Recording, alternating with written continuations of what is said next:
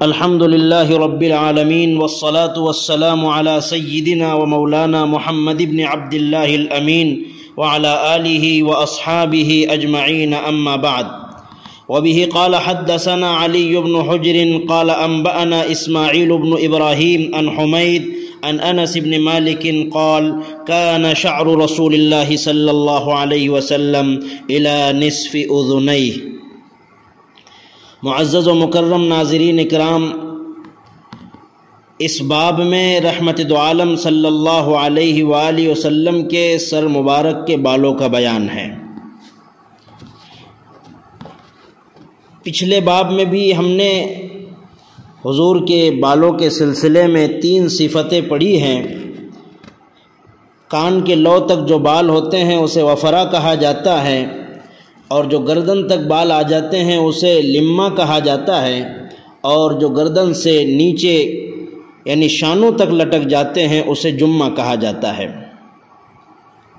کچھ احادیث ایسی ہیں کہ جس میں چھوٹے بڑے بالوں کا تذکرہ ہے، تو اس سے ہرگز یہ بات ذہن میں نہ آنا چاہیے کہ حدیثوں میں تعارض ہے، ٹکراؤ ہے، کسی حدیث میں چھوٹے کسی میں بڑے کا تذکرہ ہے۔ حضرت شیخ زکریا رحمۃ اللہ علیہ نے لکھا ہے کہ بال بڑھنے والی چیز ہے، اس لیے جس نے جیسا دیکھا اس کو ویسا بیان کر دیا۔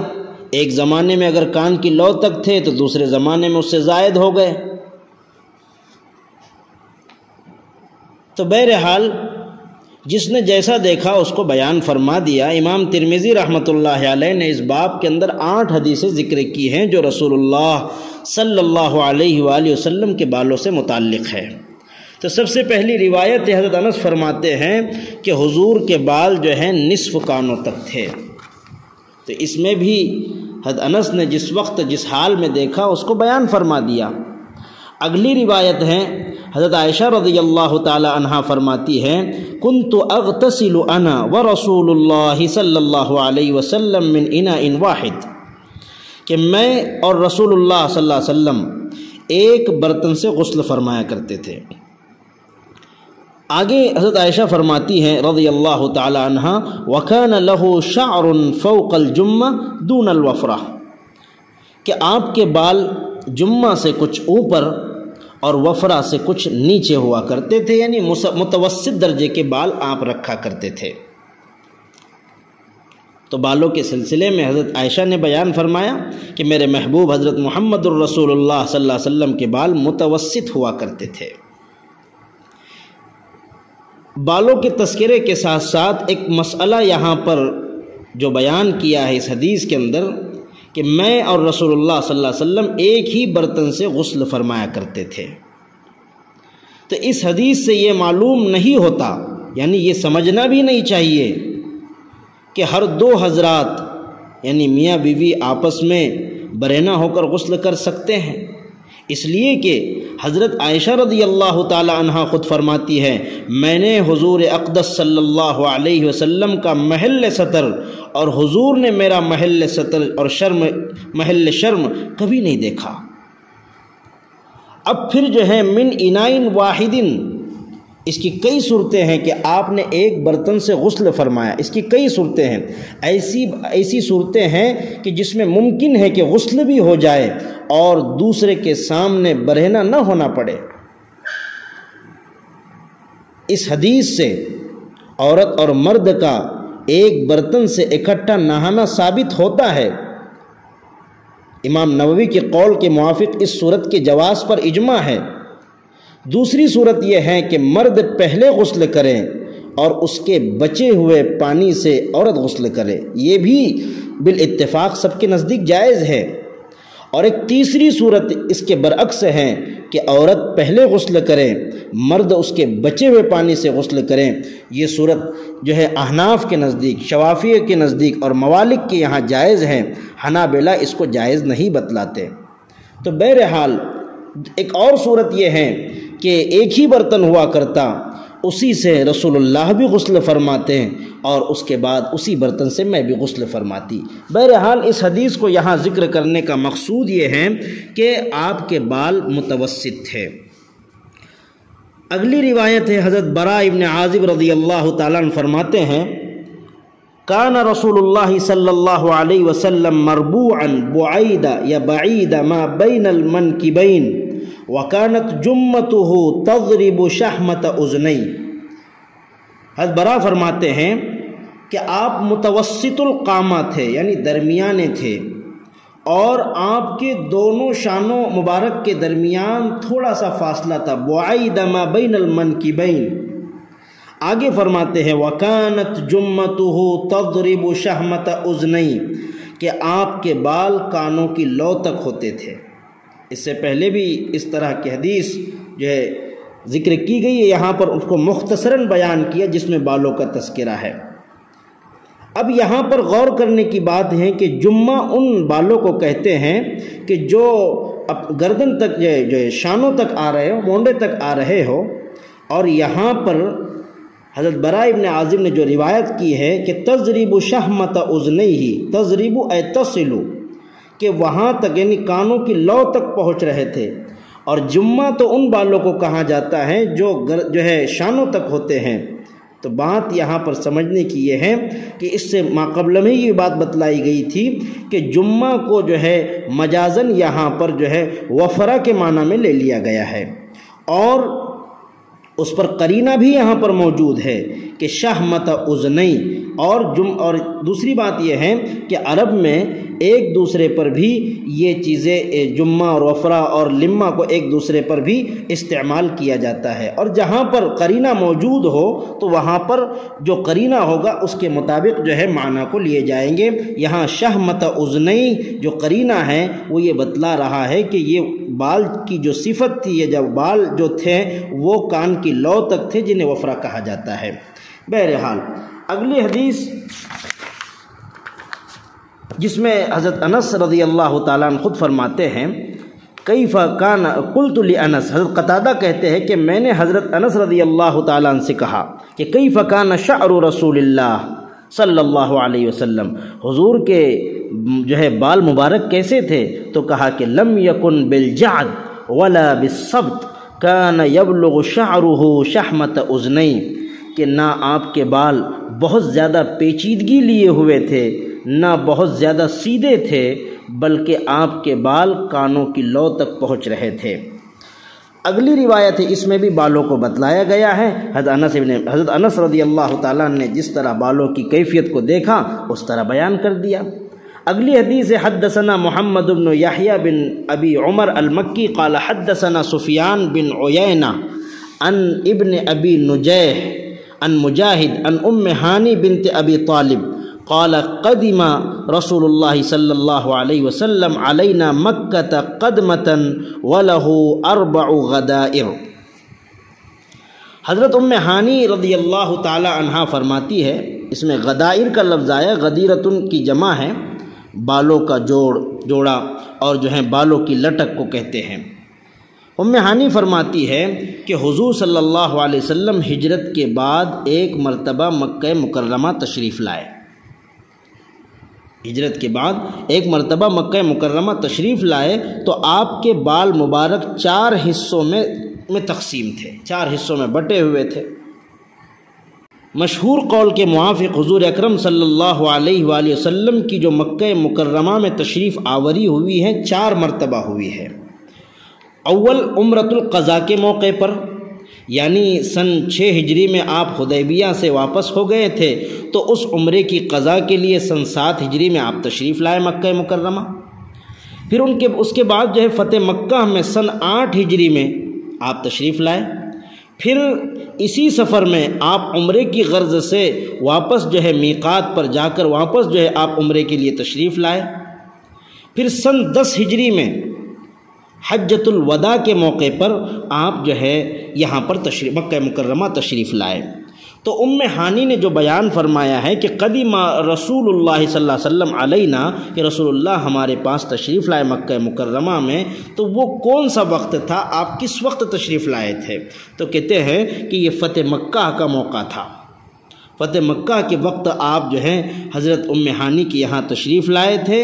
اس وقت کا یہ واقعہ ام ہانی بیان فرماتی ہیں کہ آپ کے بال جو ہے دراز تھے، اور زلف دراز جو ہیں جو ہوتے ہیں وہ بال جو ہے آپس میں خود بخود تقسیم ہو جاتے ہیں، بال بڑے ہونے کے بعد خود ادھر ادھر ہو جاتے ہیں، تو کہا کہ 4 حصوں میں آپ کے بال بٹے ہوئے تھے۔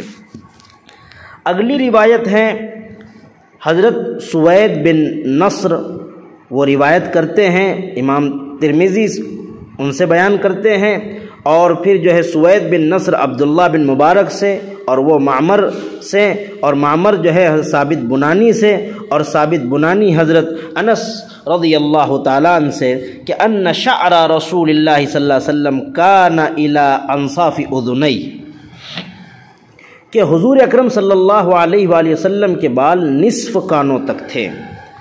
اب جو ہے اس سے پہلے باب کے شروع میں بھی اس حدیث کو ذکر کیا، اور یہاں پر بھی اسی حدیث کو لا رہے ہیں، تو اس لانے کا کیا مقصد ہے جبکہ پہلے یہ بات بیان ہو چکی ہے؟ تو اس میں خاص بات یہ ہے کہ حضرت جو ہے اس پہلی والی روایت کے اندر حمید راوی ہے اور یہاں پر ثابت بنانی ہے، تو سند کی تکرار کی وجہ سے حدیث کو بھی مکرر یہاں پر بیان کر دیا، اور محدثین نے یہ بات بھی لکھی ہے کہ دوسری جو روایت ہے پہلی روایت کی تقویت کے لیے یہاں پر بیان کیا گیا۔ اگلی روایت میں بھی حضرت ابن عباس رضی اللہ تعالیٰ عنہ بیان فرماتے ہیں کہ رسول اللہ صلی اللہ علیہ وسلم کان یسدل شعرہ، اپنے بالوں کو چھوڑے رکھتے تھے۔ سدل یسدل کسی چیز، بال یا کپڑا وغیرہ کا لٹکانا، تو کان یسدل رسول اللہ صلی اللہ علیہ وسلم شعرہ، اور رسول اللہ صلی اللہ علیہ وسلم اولاً بالوں کو جو ہے چھوڑے رکھتے تھے، اس میں کسی قسم کی مانگ وغیرہ نہیں نکالتے تھے۔ جبکہ مشرکین کا کیا حال تھا؟ یفرقون رؤوسہم، وہ اپنے سروں کے اندر مانگ نکالتے تھے۔ وکان اہل الکتاب یسدلون رؤوسہم، اور حضور اکرم صلی اللہ علیہ وسلم جو ہیں اپنے بالوں کو اہل کتاب کی طرح جو ہیں چھوڑے رکھتے تھے، یعنی اوپر کی طرف آپ لے جاتے تھے، کسی قسم کی اس میں کوئی مانگ نہیں نکالتے تھے۔ چونکہ مشرکین مانگ نکالتے تھے اس لیے آپ ان کی مخالفت میں، یعنی ان سے ہٹ کر جو ہے مانگ نہیں نکالتے تھے، کیونکہ اہل کتاب جو آسمانی کتاب رکھتے تھے اور جو ہے جن کے آسمانی ہونے کا احتمال تھا، اس لیے انہی کی طرز پر جو ہے آپ بال رکھا کرتے تھے۔ وَكَانَ يُحِبُّ مُوَافَقَةَ أَهْلِ الْكِتَابِ، آپ صلی اللہ علیہ وسلم اہل کتاب کی موافقت کو پسند کرتے تھے۔ کیوں پسند کرتے تھے؟ اس وجہ سے کہ بہرحال وہ اہل کتاب تھے، اللہ کے یہاں سے ان کی یہاں کتاب تھی، اور جو ہے وہ توحید پر ایمان رکھتے تھے اور اللہ کو ایک تسلیم کرتے تھے، اس لیے ان کی باتوں کو زیادہ اہمیت دی جاتی تھی، یا ان کے طریقے کو زیادہ اہمیت دی جاتی تھی اس وقت تک، یا ان معاملات میں کہ جن معاملات میں رحمت دو عالم صلی اللہ علیہ وآلہ وسلم کو کسی قسم کا اللہ رب العزت کی جانب سے حکم نہ دیا گیا، فیما لم یؤمر فیہ بشیء۔ پھر ایک وقت گزرنے کے بعد راوی کہتے ہیں کہ ثم فرق رسول اللہ صلی اللہ علیہ وسلم رأسہ، پھر آپ نے اس کے بعد جو ہے اپنے سر میں مانگ نکالی اور جو ہے سر میں مانگ کو بنایا۔ تو یہاں پر اگر ہم دیکھتے ہیں کہ اگر آپ نے جب مانگ یہاں پر نکالی ہے تو پھر جو ہے مشرکین کی موافقت ہو گئی اور اہل کتاب کی مخالفت ہو گئی، یعنی اہل کتاب سے دور ہو گئے اور جو ہے مشرکین سے آپ قریب ہو گئے۔ اس طرح آپ کیوں کیا کرتے تھے؟ آپ نے جو ہے اہل کتاب کا کیوں ساتھ دیا پہلے؟ اس وجہ سے کہ تالیف قلب کے لیے، تاکہ وہ قریب آ جائے، ان کے پاس اللہ کی کتاب ہے، اس میں توحید کے تذکرے ہیں اور نبی آخر الزماں کی جو ہے آنے کی تمام نشانیاں ان کے علم میں ہیں، اس لیے وہ ان چیزوں کو دیکھ کر قریب ہو جائے۔ اور مشرکین کی مخالفت اس لیے کیا کرتے تھے کہ وہ تو مشرک تھے اور جن کے اعمال سب جو ہے شیطانی حرکتوں پر مبنی ہوتے ہیں، اس وجہ سے انہیں چھوڑ دیا۔ پھر ایک زمانہ گزرنے کے بعد آپ نے جو ہے سر میں مانگ نکالنی شروع کی، تو پھر اہل کتاب کی جو ہے مخالفت ہوئی اور جو ہے مشرکین کی موافقت ہوئی۔ اس کا یہ جواب ہے کہ جتنے مشرکین تھے اللہ رب العزت نے ان سب کو اسلام کے جو ہے جھولے میں ڈال دیا، اور وہ سب کے سب مشرف با اسلام ہو گئے، اسلام کو انہوں نے قبول کر لیا۔ اور جب وہ اسلام کو انہوں نے قبول کر لیا تو پھر مشرکین بہت خال خال رہ گئے تھے، اکثریت جو مشرکین تھی وہ ایمان میں داخل ہو چکے تھے۔ تو اب جو ہے ایمان میں جب داخل ہو گئے تو پھر دیکھا گیا کہ اہل کتاب جو ہے بالوں کو اوپر کی طرف رکھتے ہیں، تو پھر اہل کتاب کی مخالفت اس وقت میں کی گئی کہ جس وقت میں مشرکین کی مخالفت کے کوئی معنی نہیں تھے، کیونکہ جتنے مشرکین تھے وہ سب کے سب اسلام میں داخل ہو چکے تھے، مشرف با اسلام ہو چکے تھے۔ اگلی روایت ہے جس میں ہانی بیان فرماتی ہیں کہ رأیت رسول اللہ صلی اللہ علیہ وسلم، کہ میں نے رسول اللہ صلی اللہ علیہ وآلہ وسلم کو دیکھا، ضفائر اربعین، کہ آپ کے گیسو اور جو ہے دراز تھے، لمبے تھے، تو 4 حصوں میں بٹے ہوئے میں نے دیکھا۔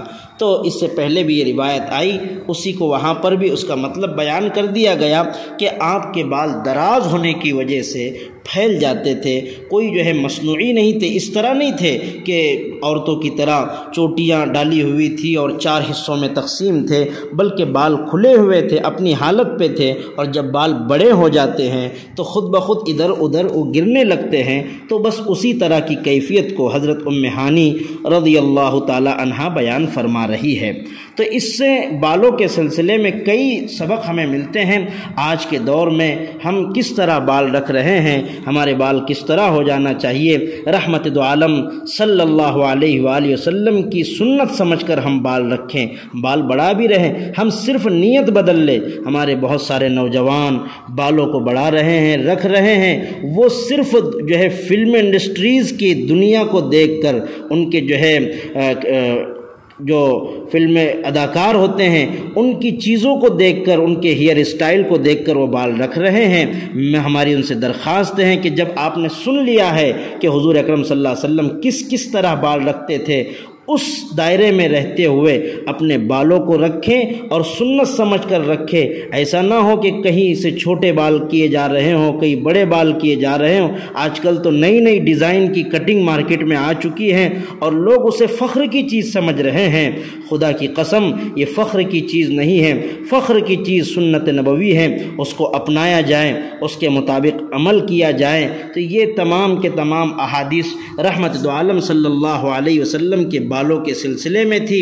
آگے جو باب جو ہے حدیث کا آ رہا ہے کہ حضور اکرم صلی اللہ علیہ وسلم بالوں میں کنگھی کس طرح کرتے تھے، اس کا بیان آگے آ رہا ہے، انشاءاللہ اسے بھی بیان کیا جائے گا۔ اللہ رب العزت ہمیں سچی اور حقیقی رحمت دو عالم صلی اللہ علیہ وآلہ وسلم سے محبت عطا فرمائیں۔ والسلام علیکم ورحمۃ اللہ وبرکاتہ، وآخر دعوانا ان الحمد للہ رب العالمین۔ یہ چینل سے خدا کی دین کی ہوتی اشاعت ہے، یہ چینل رہبر انسانیت تو سب کی چاہت ہے۔